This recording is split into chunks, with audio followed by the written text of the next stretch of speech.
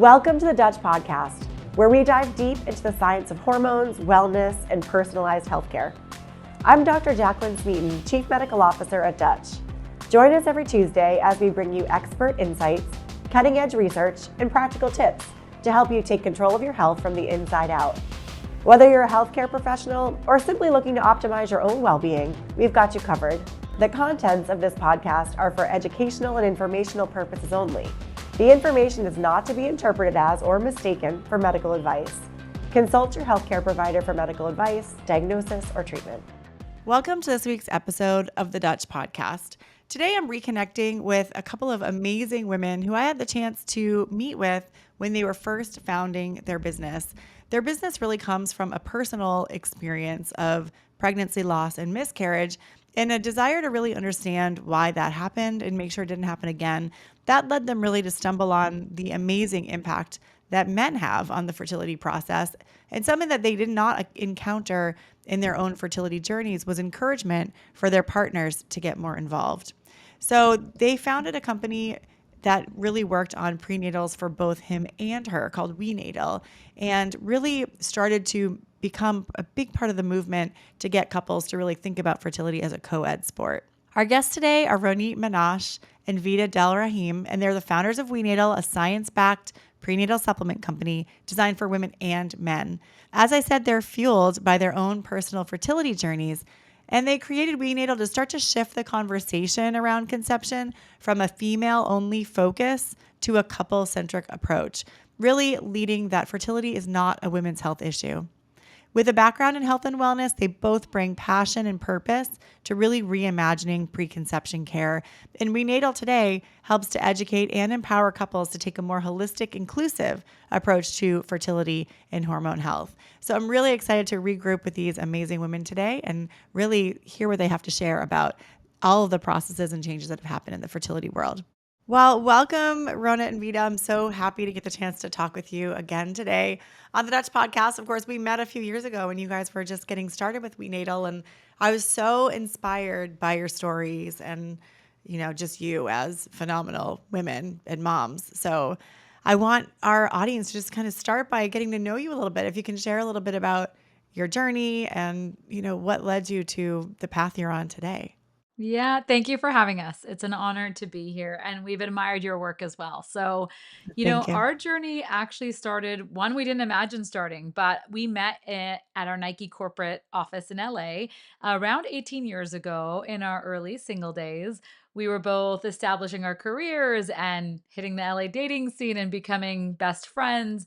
And we never really imagined what would be born out of the heartbreak that we both suffered in our pregnancy losses. And so, about 8 years ago, I was running Nike global events with precision and accuracy. And yet, I treated my own pregnancy like a casual jog. There was literally no supplements, no prep, just life as usual. And I went for that 14-week checkup, and my OBGYN went quiet, and I saw his face drop and the words that no parent to be ever forgets. I'm sorry, there's no heartbeat. And it's like torched in my memory. It was the most awful, devastating moment in my life. And I was literally just handed like a pamphlet, told me to try again when I felt ready, and sent me through a waiting room of glowing bellies. And the devastation, I have to say, and the sheer horrific, uh, self-blame that went through my mind as I drove home, crying so hard my jaw ached. And I did what most athletes do. You go into the research. You're like, why did this happen? But luckily for me, Ronit is my best friend.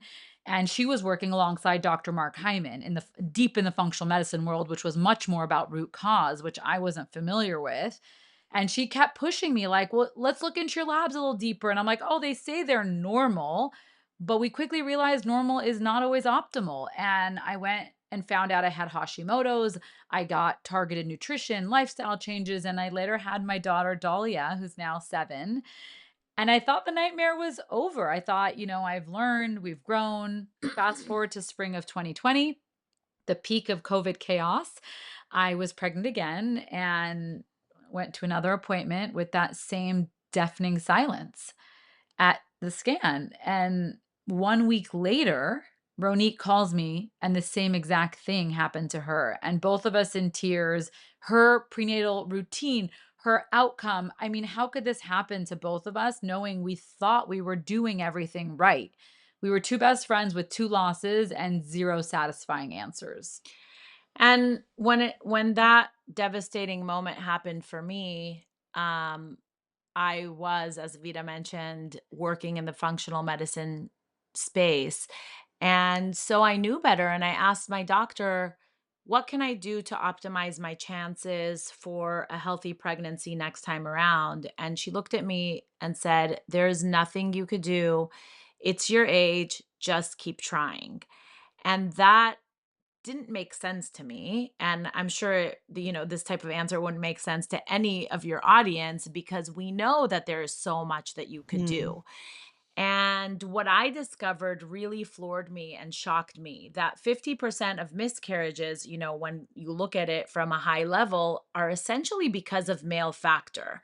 And yet nobody was talking about sperm health. And to be honest, it was also, even though I was entrenched in the functional medicine space and I was doing things like the Dutch test before trying to conceive and looking at, my hormones and all of these things, um, I completely ignored my husband's health when we tried to conceive.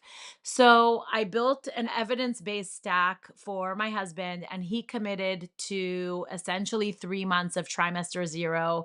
And Vita's husband did the same. Essentially, it was like high dose antioxidants for all of us, sleep, movement, toxin cleanup, acupuncture for me, and no toxic substances for our husbands, if you know what I mean, because they have their habits and um We don't have to get into any specifics. yeah, We'll just say we'll leave nix the whole those. we'll, category. we'll leave it at that. So they started to not only like obviously improve their sperm parameters, but they started to feel good, have better energy and focus. And that, we could go into that later on, but really there is a tie between like your sperm health and your overall health. And so 9 months later, at the age of 42, I gave birth to Emma. And then 3 months later, after me, Vida gave birth to her rainbow baby, Davina. So our little experiment of two or of four worked. And that's really what led us to meet up at a local Whole Foods is where it all started. We opened a Google Doc. It was called Bestie Co. And our first line of order was a prenatal for her and him. And that Mm. afternoon, like WeNatal was born. It wasn't just about a supplement. It was a cultural reframe, really about equal biology, equal prep, replacing the just do IVF with science-backed 3-month preparation for the best outcomes no matter what route you take. And it was about education over fear, which in our journey was, we had a lot of the fear. And it was really about community over all the isolation that we felt in our personal journeys. And today, couples share labs, they're sharing heartbeat videos, and we needle baby stroller pics. And that's our why.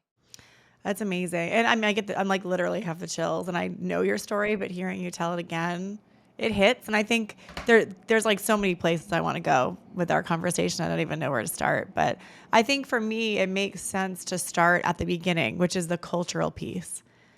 Because I do think that underpins the need for a partnership when it comes to making a baby. And of course, my whole practice, I did 20 years in fertility care.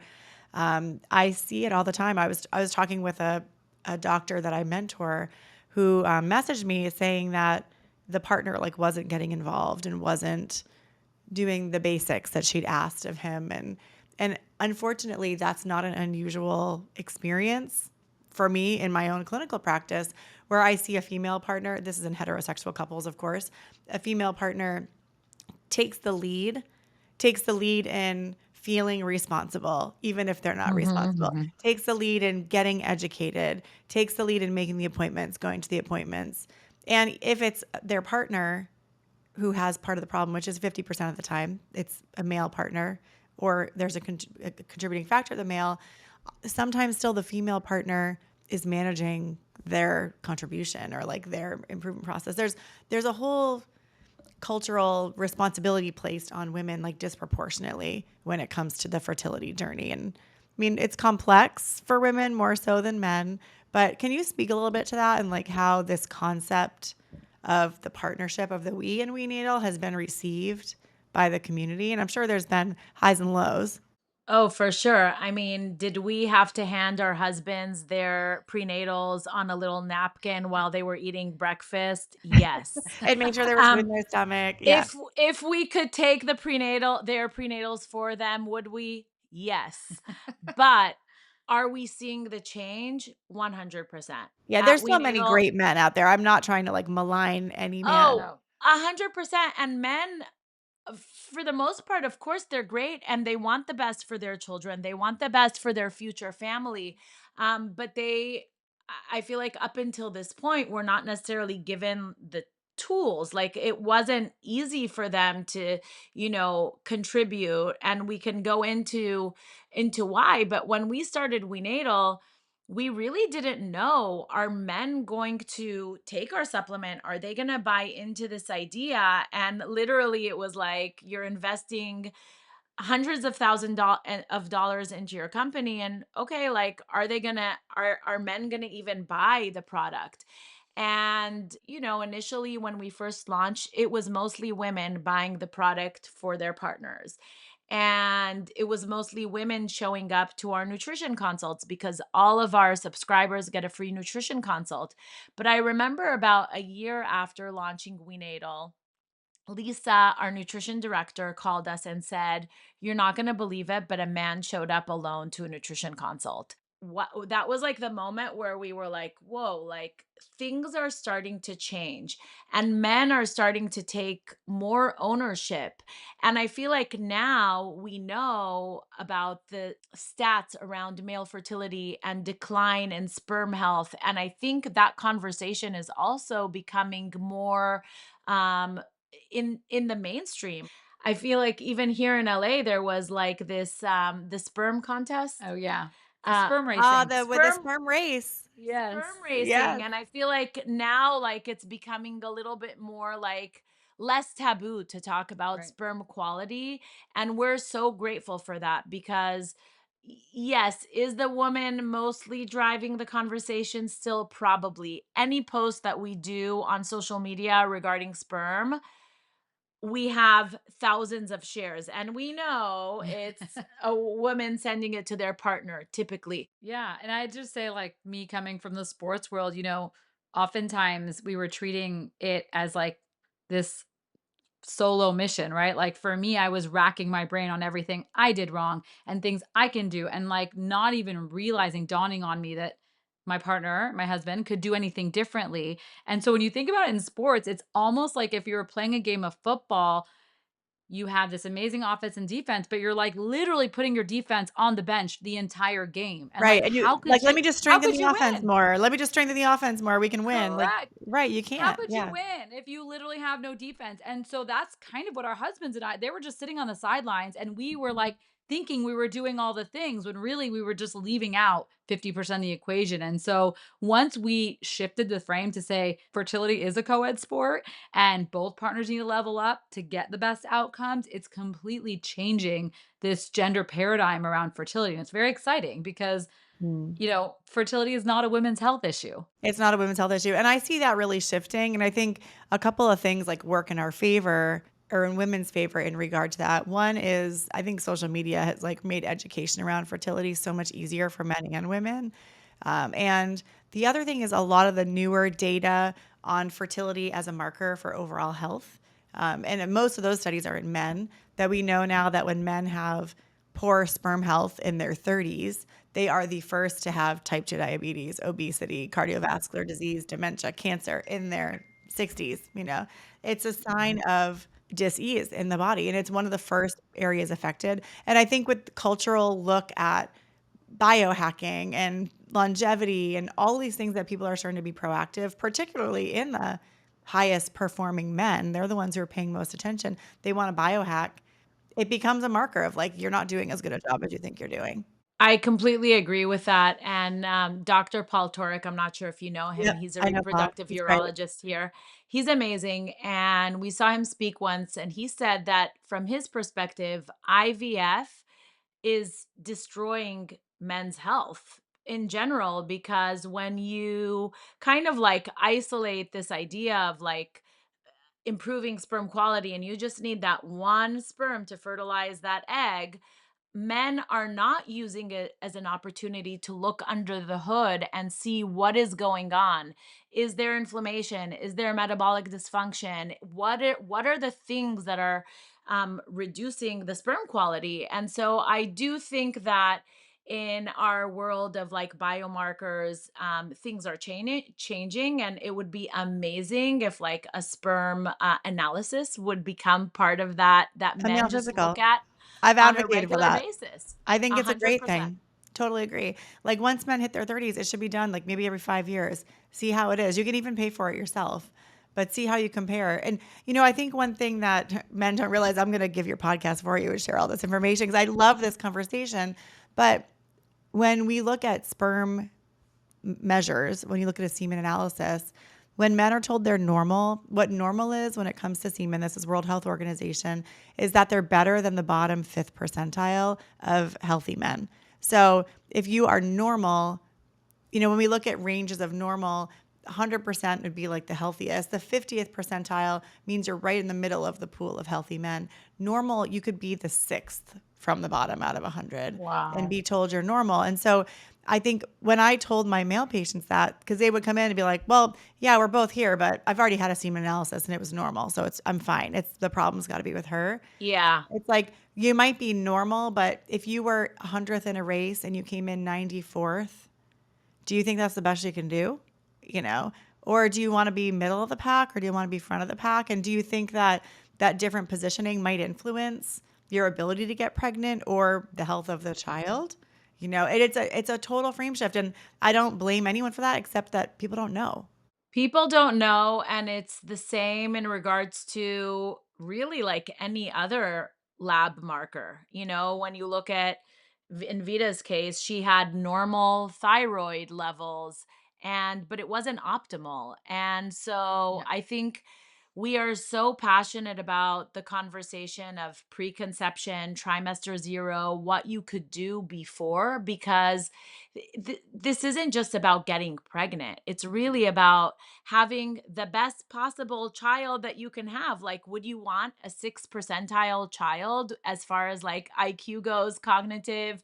No, you want to give your child the best blueprint for life. And I think what's so amazing about sperm, and we joke that I talk about sperm all day long because it's so fascinating. And we actually had lunch with a reproductive urologist the other day, and I was like, who would have ever thought that I would literally be talking about sperm all day I long? know you've come a But long it's way. we've come a long way, and I would have never known that this is what would be talking about. But it's just so interesting too how dynamic sperm is. And I always talk about how men are like could be the true superheroes of their family when it comes to conception, because for women, we can improve our egg quality, but we're not always regenerating eggs. Hmm. But men have this dynamic ability to regenerate sperm every 72 days.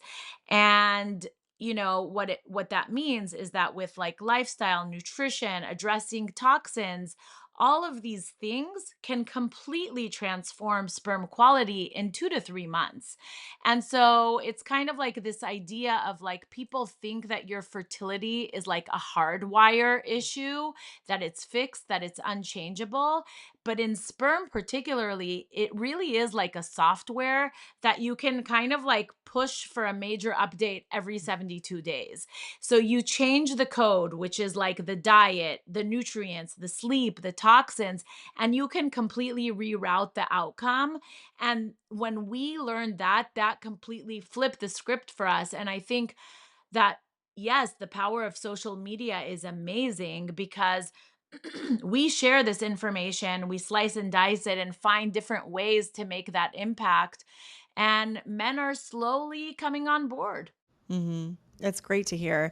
I had one personal interaction with kind of a friend who I was helping to conceive. I was more close with the male partner and met his wife through the fertility journey. He was very open to whatever we could do to help them conceive. But they suffered a miscarriage. And I want to talk a bit about miscarriage here as well. But it was one of the first times we were actually like at a corporate event. And we'd been chatting like on the roof of this building, the little rooftop barbecue party. And he really came to tears, feeling helpless in the Mm. process. They suffered a miscarriage, and for him it was like, this is the one thing I should be able to do is make a sperm that can create a baby. And here I am. It's, my purpose in life, and I'm not able to do it. But what really stood out to me was that it was so clear he loved his wife so much, and he knew she was struggling with the loss of the pregnancy that they'd experienced. And there was also not really a space for him emotionally in that process. He felt like he had to be a caregiver to his wife through this process. But it was one of the first times I really thought about what a crushing blow it was for him, and probably for many partners who don't have the space to like talk about that or express that. Have you had reception from men in that way as well? Things that have really surprised you? I mean, of course, you have your own husbands, intimately when you go through a tragedy like that. But what about others? I think we're starting to see more and more of the men speak out about how it's impacting them. I think for a long time it was, to your point, the masculinity and the caregiver and this situation, and really they're mourning just as much as we were mourning, but yet didn't have an outlet the same way because our body was going through it. We had procedures done, right? We had so many tangible things that we had to deal with that it's easy to be like, they're not suffering the way we are, right? It's very easy to Right. create that narrative, but the reality is I know I know my husband was suffering. I know hers was too, and they struggled with one, how to communicate it, and two, how to support during this time. And so I don't think I have the perfect answer except the fact that we know nutrition was one way to help partners co-create, but also why we created a journal. It's subtle, it's something that we wish we had, but we created the WeNatal manifestation journal to really instill some gratitude in the couple, some manifestation and getting their heads in the right place, some talking and questions they could do together.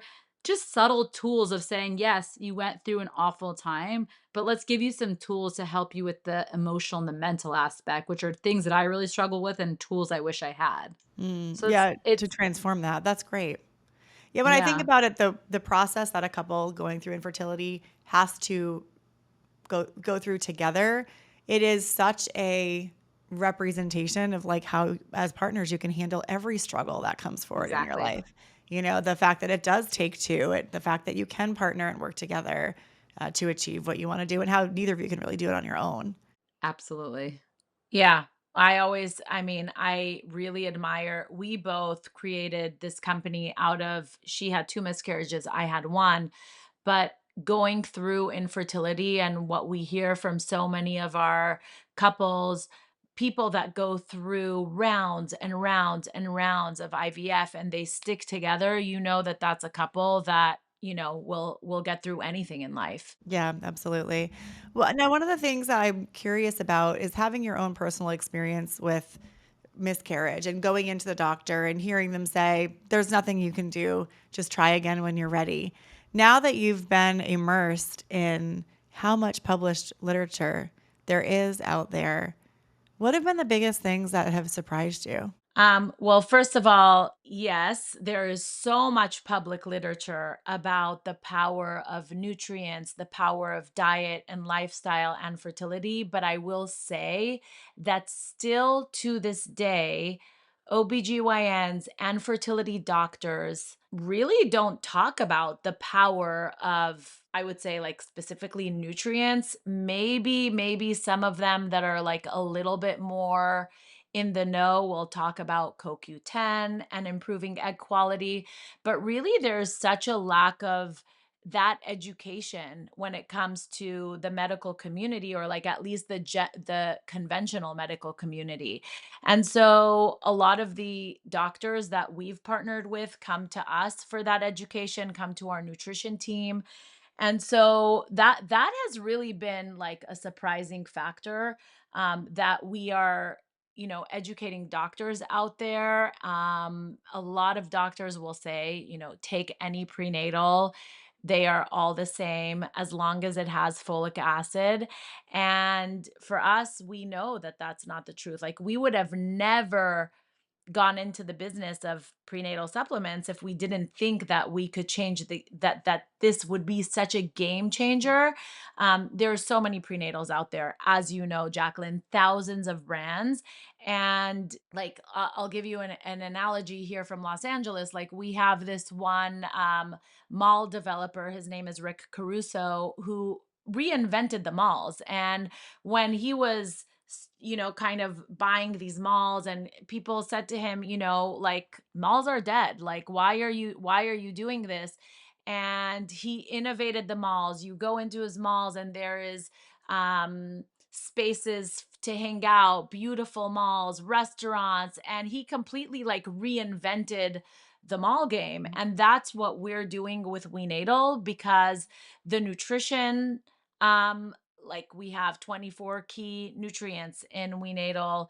I would say the most popular prenatal on the market right now has 12 key nutrients. And when people tell me they take this prenatal, I'm a little, I don't want to like, again, and we're not about like fear mongering at all, but I'm a little bit like, knowing what I know and the power of nutrients and high dose nutrients in the right dosages, in the right forms, it makes such a big difference. What are the biggest differences, like if you could call out the top improvements or upgrades that you've made for the WeNatal product over what you see in the market generally? What are the things that you think are the most differentiating?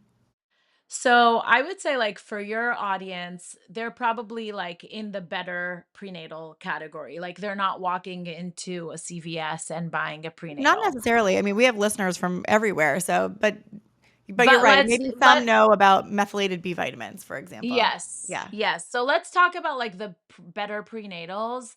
I would say most of the better prenatals on the market have 8 capsules per day. And even like their dosages are not exactly like in the right dosages. So, for instance, choline is one key nutrient that supports baby brain development. And WeNatal has 400 milligrams of choline. Many prenatals on the market have way less than that. Like And 25, like yeah, or unbelievably none. less, I'll say, or Yeah, none. Yeah, I Or see that none. too. and the average American woman is only getting 180 milligrams of choline from her diet. And like, let's say she's vegan, or let's say she doesn't eat eggs, she's getting like way less. And the data shows that you need 450 milligrams when you're pregnant and 550 when you're breastfeeding. So for us, the dosages are critical. But also, because I was working in the functional medicine space and also just generally have been into wellness my whole life, like, for me, swallowing a lot of pills is no big deal. And so I actually didn't think that there was an issue with the prenatal that we were taking. We were both taking Metagenics plus one, but we kind of had to add things to it. We had to add vitamin D, we had to Mhm. add Iron. more folate, iron. And for me, it was like, okay, well, whatever. I'm just like gonna swallow all my pills. I throw them all in my mouth and I take them. But then this one over here was like not able to actually stay consistent and not able to take her prenatal every day because it was just too many pills. So we just thought like women deserve better, and women need like, and I'm sure you see this with your practice, like, if you're consistent, that is what's going to drive the best outcomes across the board in like any protocol you're Yeah. doing. And so WeNatal has 3 capsules a day, while most of the better prenatals have about 8 capsules per day. So, and then it's, the fillers.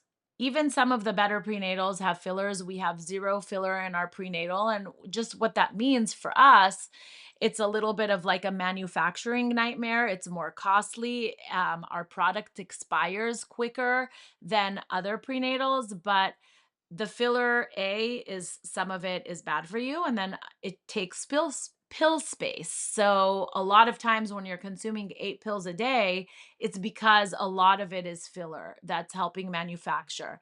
And then when you look at the, like, let's call them store-bought prenatals, a lot of them are using ingredients that are not bioavailable. So they're using folic acid and not folate or methylfolate. Their forms are not, it's just like not comprehensive. Like they're using one form of vitamin A, but not the other.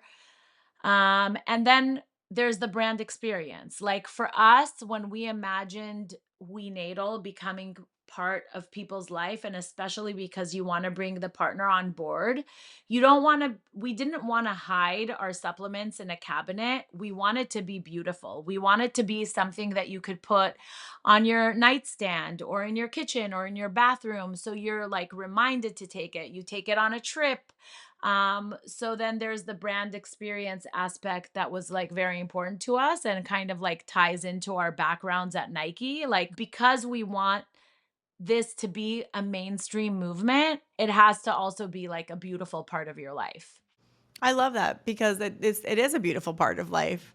And I think when you can go into pregnancy with preparation, and with that positive intention and that positive preparation, it really is a beautiful thing. Yeah.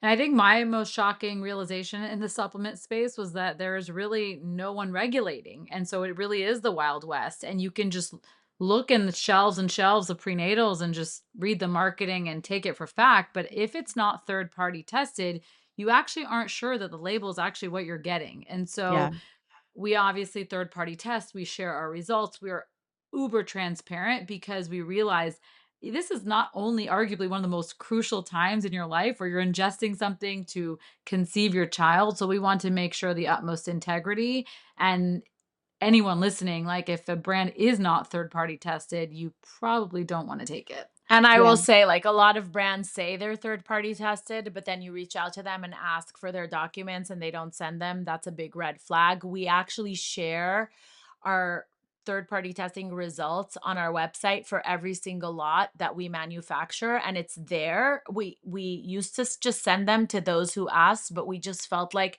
it's such an important time to be so transparent about everything that you do and like the quality and the integrity of the brand. So that's another big thing that sets us apart.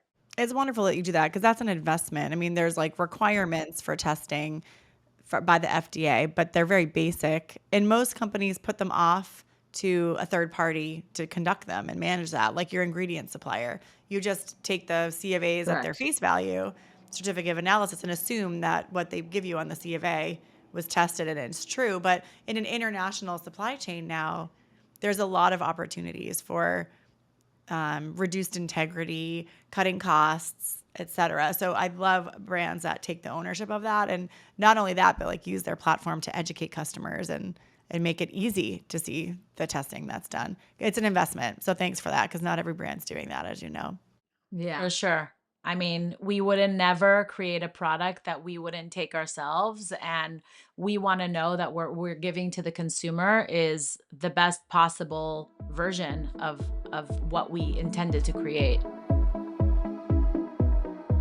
We'll be right back. If you're a clinician seeing more women in their late 30s to early 50s who don't quite fit the typical menopause profile, but are clearly not feeling like themselves, this is for you. We're thrilled to announce the release of our new course, Perimenopause Management. This is a comprehensive, evidence-informed course designed to help you identify and address hormonal shifts before your patients reach menopause. You'll get clinical tools, treatment strategies, and real-world case examples to elevate how you support women through this often overlooked transition. Make sure you're a registered Dutch provider to gain access to this free course. Visit DutchTest.com to become one today. We're back with the Dutch Podcast. So I want to talk a little bit more about male fertility. And really, like we talked about earlier, oftentimes when we think about the male fertility journey, they have a sperm analysis, semen analysis done, and then it's like the end of the conversation. But there's obviously so much more to the picture. What can you share about what's been most effective, in the communities that you've built around that? Like, how do men use semen analysis to make the right changes?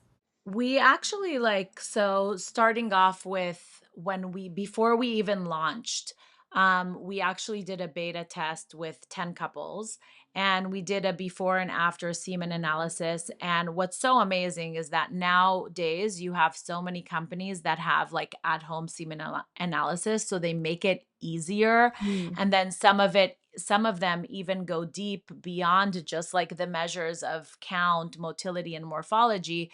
They go deeper into like DNA damage. And so we did that with 10 couples before launching. It was like our own mini clinical study, but it's not a clinical study. And we saw such an improvement because, using antioxidants like CoQ10, NAC, vitamin C, high dose, you can really improve sperm quality by reducing oxidative stress. And we saw those markers. That was just something that we did for ourselves. But now we're actually in the midst of a real clinical study. And we're so excited to be able to publish results, hopefully in a few months, that really show the improvement of before and after taking a product like WeNatal. It's fabulous. And I know Dr. Demary, I just want to call out, I did interview Dr. Afrouz Demary, who does a lot of work with you guys and was part of your formulation team, which I want to just call out for listeners because you can listen to that. It was a few episodes ago. But I encourage you to check that out because we get into a lot more of the science behind male fertility and behind semen change for the positive or the worse. So you can definitely listen to that if you want to get more information around that. So it's wonderful that you guys are participating in the study, and it's such an interesting thing because I've seen this data too in other studies with other like comprehensive prenatals versus folic acid alone. There's been studies like that which show such tremendous outcomes with a combination of nutrients. The question is like, why do we need that so bad? The multivitamin becomes like this key for, I call it a prenatal for men and women, but a key that you see such transformation. For me, it really highlights the gaps we must have in our lifestyle and diet today and like why it's so necessary. Because I hear from a lot of people, well, why do I have to take a pill? I eat well, but can you speak to that a little bit? Because you see it have an impact, even in couples who are proactive and healthy and engaging in healthy lifestyle. I think my mom's even one of those people who's like, why do we need to take supplements? Because I think in their generation, they were just taught that all your nutrition should come from food and you should eat, all the colors of the rainbow and get it from food. And that probably worked for our parents' or grandparents' generation. But now our soils are depleted, as I'm sure you know, and our food are just not as nutritious as it once was. Even if it was our full-time job to eat for pregnancy, eat for fertility, it's quite impossible, if you will, to get all the recommended dosages that you need to build those nutrient reserves. And so, there's tons of fun analogies that, eating a orange in our grandparents' generation is equivalent to 8 oranges today. And so you get the idea that like you would have to eat exorbitant amount of each thing to actually get what you need. And so what we like to say is that the supplementation is just like an easy insurance policy in addition to eating healthy. It's not a cheat sheet to say like I can eat fast food all day and take the supplement and be fine. It's really that you want to put your best foot forward. And so eating a clean diet, trying to eat organic, trying to eat clean, and adding the supplementation is like the best insurance policy to make sure you're getting the recommended value and build those nutrient reserves. And I think the other aspect is stress. Just like the stressful lifestyle that we're living. As you know, like stress can like reduce absorption of nutrients and all of that. And so I think, and especially during times of stress, I could say like for me, we just talked before the podcast about experiencing the fire that I did. The first thing that I did when I knew I was going to be in such a stressful time of my life was order WeNatal because, obviously I lost everything that I had in the fire. So ordering those nutrients, making sure that I'm like at the bare minimum, like taking those key nutrients because stress really depletes you from nutrients. And so I think it's like such an important thing. It's really low hanging fruit, but like Vida said, you can't supplement yourself out of a bad diet. Like you have to also like do the work and do all of the things. What is the rest of the work when we talk about getting ready for pregnancy? I know you spent a lot of time in this, and one thing that I really appreciate about WeNatal is it's you have the products to assist, but you're not selling the product. You're teaching about everything that can be done to really help a couple have a healthy baby. What are the other factors that you really focus on? I think like, for us, like that education part is key because you spoke about Dr. Afruz Damiri. So she was actually my functional medicine doctor and has become like such a great friend throughout the years. And I think because Vida and I have had access to so many incredible fertility doctors, naturopaths, people like you, and we were able to learn from all of these incredible people for our own journeys. It was so important for us when we created WeNatal to be able to share that knowledge on an ongoing basis with our community. So, what are the things I don't think any of this is going to surprise your community. It's obviously movement. We're spending um, most of our time sedentary. And so it's, movement, but also not overdoing it with movement. I think that there's also this like idea, especially for women, of like high intensity workouts. And if you're already like stressed, just focus on like moving your body and do what feels good for you. There's balancing your blood sugar, because we know that, for instance, PCOS is the number one cause of infertility in women. So balancing your blood sugar and focusing on a clean diet. We know that there's research around the Mediterranean diet and fertility for both men and women. So what does that mean? Eating lean protein, nuts, seeds, legumes, colorful veggies, eating the rainbow.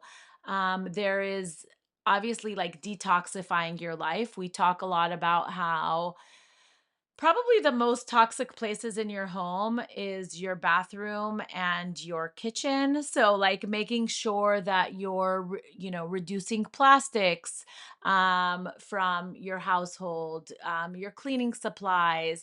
It nowadays it's so easy to have your skincare and everything that you put on your body be clean, but also like not feel like there's a trade-off. Right. You know, I Oh, I we were think there for the early days, the three of us. It was Yeah. it was rough. we were there for the early days and it was a trade-off. But nowadays it's like you can get the most amazing makeup and it's clean. And I Yeah. will say, Jaclyn, now I have a 9-year-old. Like my daughter uses my stuff, my makeup, my skin, anything I put on my skin, and I don't have to worry that she's putting on something that could be toxic. Like when we talk about all of these changes, you're really setting up your household to be the type of household that you want to welcome children in. Like you don't want your kids crawling on your floor and having, bleach all over the house or, so we talk about that. So like the cleaning supplies and all of that. And we actually have a downloadable guide at wenatal.com/guide that we worked on with Dr. Demiri, with like 9 things you could do as a couple to support your fertility. I think there's also this idea of things that are common and maybe legal, especially here in California, like let's call it marijuana, alcohol, smoking, vaping, Yeah. those things. Like if you're Even trying to other common illegal drug use. I mean, I have a lot of clients that come in that like do cocaine every weekend or MDMA or whatever they're doing in the party scene, that it does have an impact for sure. it has a big time impact. And so it's like, and we always say, like, you are creating a blueprint for your child's life. Like we talk about passing down like our genetics, like our hair color, our skin color, but you're also passing down your stress, your inflammation, your resilience through epigenetics. So your nervous system becomes part of your child's emotional architecture. Your healing becomes part of their protection.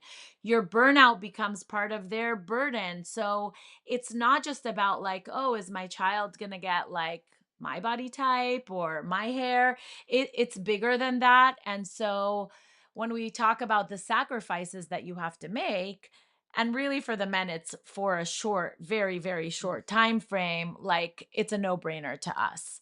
Yeah, absolutely. It's interesting, like thinking about stress is a big one. Stress increases when you're trying to conceive and paying so much attention to it as well. But, the impact on the microbiome and all the downstream absorption is such a big one. Yeah, and that's why honestly we created this manifestation journal. Not We know now that there is science between gratitude and your overall health and overall mental health and reducing stress. And so that was one way of focusing on stress for us, but everybody knows what helps them. Like meditation is not for everybody, but like finding ways how to reduce your stress. I mean, you're never gonna we live the stress is not gonna go away. We know that. But how do you handle stress? For me, it's like doubling down on like my sleep hygiene and making sure that I'm investing in my sleep. And for me, it's like, and for Vida, I would say like exercise helps her with sleep. So you have to figure out what works for you. But finding these tools before you have kids makes it so much easier when you do have kids, because you know that like once you have kids, stress becomes like it like compounds to like another level. Yeah, and I love this has come up a couple times, but when you're preparing for pregnancy, you talked about like your home, right? It's you're like baby proofing while you're trying to conceive in a lot of ways when it comes to toxins. And I'm hearing you say it again now with you're almost baby proofing your own lifestyle and your own self care. And I think you're totally right. As hard as you think and as busy as you think you are, when you put children in the mix after, it's even harder. So getting those pieces that are essential for your own personal health in a routine where I call it like my non-negotiable. Like I do like 30 minutes a day of exercise, either lifting or walking. It's a non-negotiable for me. And the reason why is because I know if I miss it for a couple of days, everything starts to go downhill, right? So sleep is another one. But like, what are those non-negotiables and how can you get them in as habits right now? So I love that you're bringing those things up because it's so critical. So important. Yeah. What have been the biggest shifts for each of you, yourselves, going through this process, entrepreneurship, growing a business with your best friend, helping so many couples along their journey? What have been those like really those moments you remember or those changes that you've seen in yourself that kind of surprised you? It's a great question. I think entrepreneurship is a roller coaster of ups and downs. I Founder mean, life must be crazy. yeah, Yeah. it's nuts. I mean, we both came from the corporate space. So I think what we're learning and growing on a daily basis, it's fascinating from like the highs of growing your social media and reels going viral, and then the lows of like manufacturer delays and worrying that your customer might not get their product in time and things in your control, things out of your control. It's been so fun. We're learning so much. I'd say one thing that I think we've doubled down on this year that maybe the first 2 years of being entrepreneurs we didn't was practicing what we preach. We went all in. We had newborns and we started a business and I was still doing a little bit of my corporate job, and so there was no time for ourselves. It was all just give to the kids, give to the business. And we took a step back this past year and said like enough is enough. We need to practice what we preach. And to your point, the non-negotiables about working out, take some meetings and make them walking meetings, eating healthy, prioritizing protein, just like really giving ourselves the foundation to be our best selves. And so that's a big shift that I'd say this year we've taken, and we've made our workouts non-negotiable. We hit saunas. We're doing a meal plan and getting organized in our eating so it's clean, and the protein was a bit hard for both of us, I must say.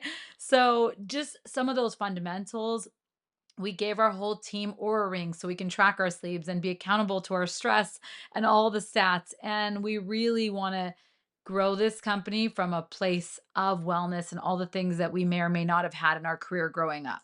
And I think for me, I'm just like really, really thinking back to like what surprised me when we created WeNatal. It truly came from a place of something that we wish we had, and it was very genuine with like the best intention. Like we never thought that we didn't sit down and say like, what's a great business opportunity, Yeah, let's build this and and then sell it and let's then build this. yeah. This is a Yeah. white space. Like no one's doing this.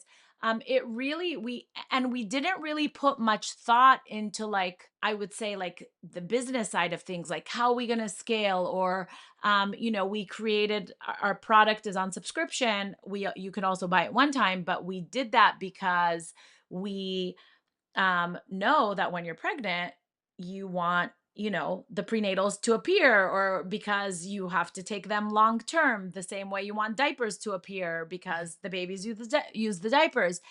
And so I remember a moment of after launching WeNatal, and when we launched, we had a crazy wait list because really, like, there was nothing like this on the market back then.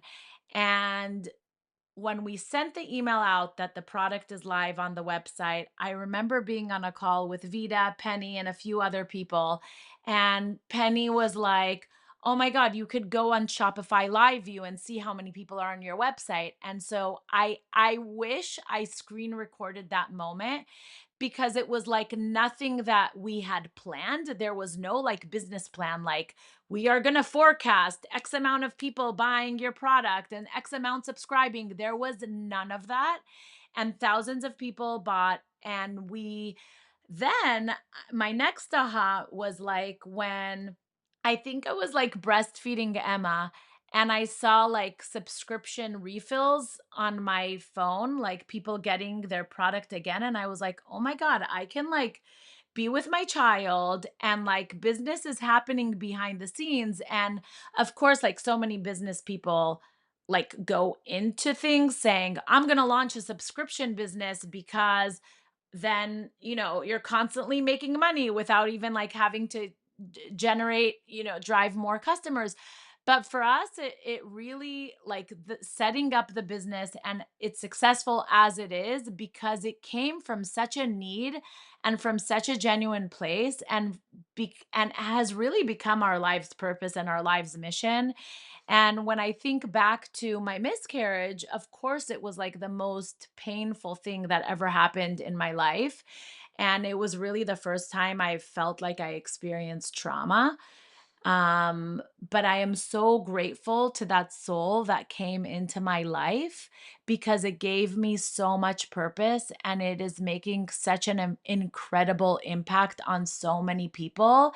And I wouldn't have changed it and made it any other way. That's a beautiful revelation. So thank you for sharing that. Like that reflection back to the impact that that unborn child, that little spirit can have in a lot of Yeah. lives. That's we- fabulous. we're so grateful. Well, I'm grateful for both of you as well. I mean, for sharing your stories, and I see that too. We talked very early on in the formation, and I what really stood out to me was that it was a heart-driven business. And I mean, for me to see like women be successful while you're raising a family, pursuing your passion, it's a constant inspiration as someone who loves to see women successful in the world. In fact, I think the best stories are the ones where you're like, while I was breastfeeding my baby, I saw this happen in my business. I wish we heard that more often, because it's absolutely fabulous. And you've really found a good way to get balance out of that to make an impact in other people's lives. So thank you both for the work you've done. Thank you, Thank you. Jaclyn. And you're an inspiration to us as well. I think that you're a pioneer. I mean, we had reached out to you because there weren't many doctors that were doing what you're doing, focused on the couple, focused on preconception, giving people the tools and the hope. And we're so grateful for you as well. Thank you. That's so sweet. Well, I really appreciate you guys being on today. And like I said, we also interviewed one of the doctors on your advisory board, Dr. Fruz Demary. So if you want to listen to that and get the more deep into the science behind fertility, I really encourage you to check that out, because that was fabulous as well. She is right up there with the two of you, of incredible women doing great work. So thank you both for that. So I'm really grateful to you guys being on today. I'm sure people that are listening want to know more about how they can learn more about WeNatal's products and maybe connect to your social media to be able to stay in the mix of this conversation. So what are the best ways for them to get in touch with you? So we sell currently direct to consumer on wenatal.com, but we are also soon to be on FullScript. So look for us over there. And then our social is at we_natal. So follow us along. And then one more thing is we have a free masterclass with 11 free episodes with different experts from reproductive urologists to pediatricians to functional medicine doctors to naturopaths at wenatal.com/masterclass. Awesome. I'm sure that's really rich with info. So we can't wait to share that. We'll put those links in the show notes. So make sure you check out today's show notes from wherever you are listening. And thank you guys again for joining me. Thanks for joining us on the Dutch Podcast. Join us every Tuesday for new conversations with leading functional health experts. If you like what you've heard, be sure to like, follow, and subscribe wherever you get your podcasts.